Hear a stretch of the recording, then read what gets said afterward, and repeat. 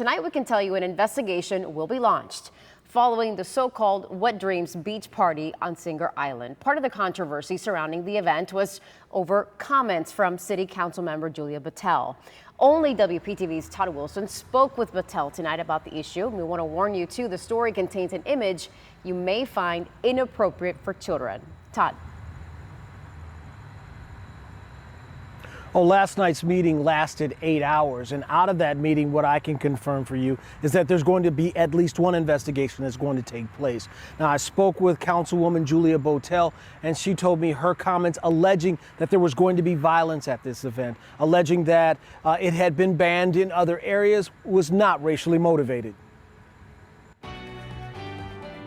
You were called a racist. Yeah. What is your response to that? You know, I think maybe the worst thing somebody who's called that can say is, I am not a racist. I had to say it last night. One day after a heated city council meeting, Julia Botel spoke with me about a controversy front and center in Riviera Beach. If you don't listen to that and you look at what I have done, not what I say or someone else says, look at what I have done and what I plan to do going forward, and then judge me. Much of Wednesday night's council meeting focused on a beach party event last weekend on Singer Island titled Wet Dreams, and Botel's comments ahead of that event. Botel says she was going off of information from a Riviera Beach police officer when she tried to stop the beach party with a suggestive name from happening. Information that proved to be inaccurate. Some residents and city council members question if her comments about an event organized by black promoters were racially motivated. Botel admits she made mistakes. Absolutely, that's why I apologized last. My apology was sincere last night. I mean, I should have taken a deep breath, but you know, in the heat of the moment when you're worried about somebody, it's hard to do that. Botel acknowledges there's race issues in Riviera Beach. I asked her, how do you mend that fence? Keep engaging with the community. I want to understand that pain.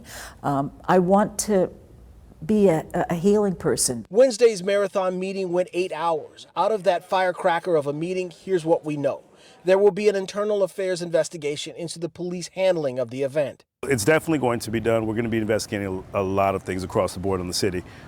Policies will be identified. Staff procedures will be identified. Councilman Douglas Lawson says council will be looking at leases of some businesses that closed down on the day of the beach party.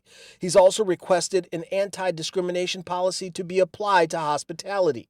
Lawson says the promoters deserve their money back. Our city manager came out with the statement that he was going to reimburse some of the fees. I told him to have a sit down, make these promoters whole and have a discussion as how we can make some corrective actions.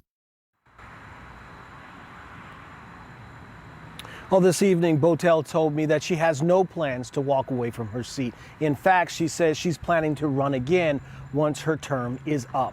Live in Riviera Beach, Todd Wilson, WPTV, News Channel 5.